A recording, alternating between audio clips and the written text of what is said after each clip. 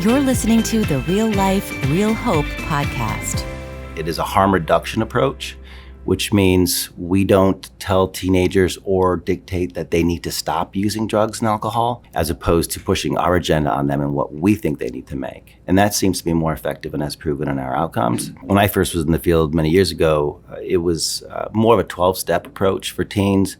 There was substance use treatment programs, not necessarily highly researched or evidence-based, but took a very abstinence type of approach to treating teens. That didn't work so well because teens don't like to be told that they can't use a drink or drug for the rest of their life. Their brains aren't fully developed. They're still maturing. So we really focus in on where the problem's at, where does their addiction thrive, what drives that. The harm reduction approach is sobriety sampling. And, for a teenager who might be using daily marijuana, cannabis use, we might say, let's try. Would you want to try to go without using for a day or two? And they often will say, that's no problem. It's a challenge, actually. Mm-hmm. And they'll come back the next week and say, well, I actually went 5 days.